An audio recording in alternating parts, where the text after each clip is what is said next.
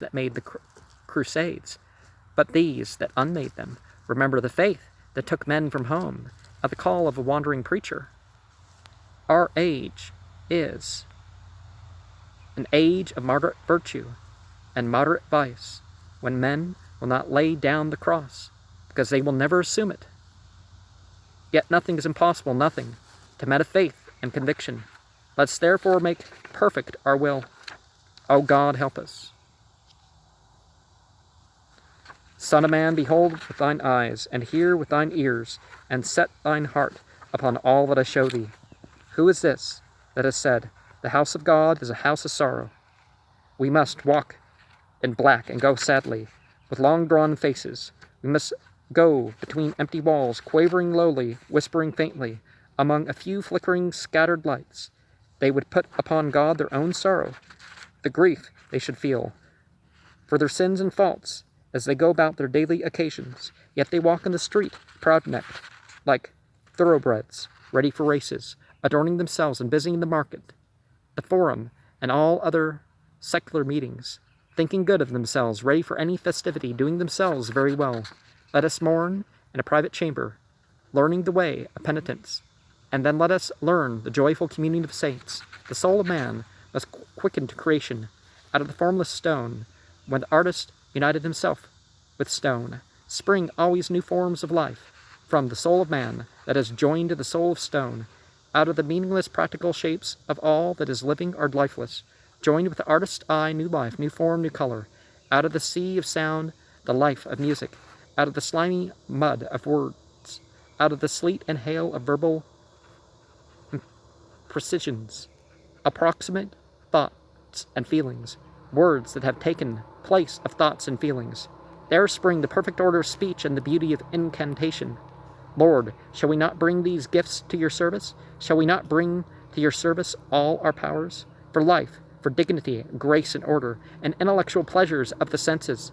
The Lord who created must wish us to create, and employ our creation again into service, which is already his service in creating. For man is joined spirit and body, and therefore must serve as spirit and body. Visible and invisible, two worlds meet in man.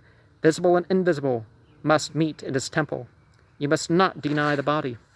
Now, after you shall see the temple completed, after much striving, after much obstacles, for the work of creation is never without travail, the formed stone, the visible crucifix, the dressed altar, the lifting light, light, the visible reminder of invisible light. And remember, our own psychological issues can come through in a lot of this mythology, and the father and son are, of course, metaphors, if you're going to look at the truth of it. You have seen the house built. You have seen it adorned by one who came in the night. It is now dedicated to God. It is now a visible church, one more light set on a hill, in a world confused and dark and disturbed by portents of fear. And what shall we say of the future? Is one church all we can build? Or shall the visible church go on to conquer the world? The great snake lies ever half awake at the bottom of the pit of the world, curled in folds of himself until he awakens in hunger, and moving his head to right and to left, prepares for his hour to devour.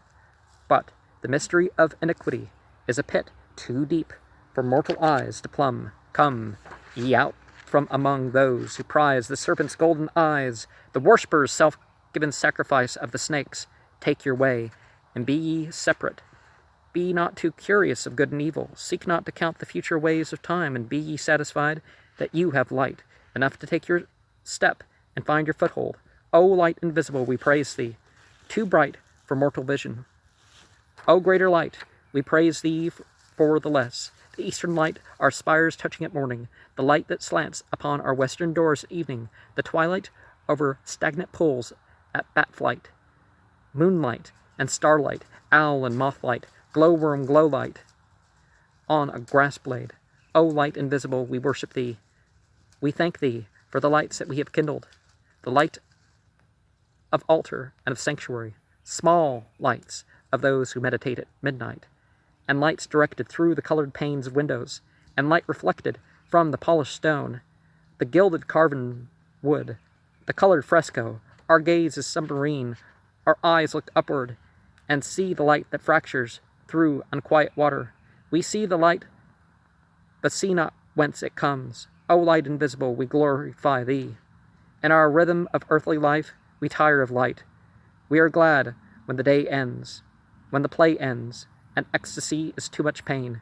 We are children quickly tired, children who are up in the night, and fall asleep as the rocket is fired, and the day is long for work or play.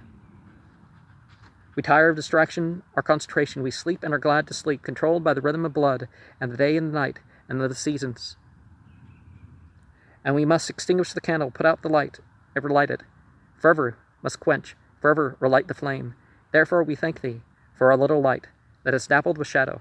We thank thee who has moved us to the building, to the finding, to the forming at the ends of our fingers and beams of light. And when we have built an altar to the invisible light, we may set thereon the little lights for which our bodily vision is made. And we thank thee that the darkness reminds us of light. O light invisible, we give thanks for thy great glory. And there may be beings in between that teach us of these spiritual realities or manifest these spiritual realities, or perhaps we manifest some quality and the material world manifests those qualities, but God is the source of all those.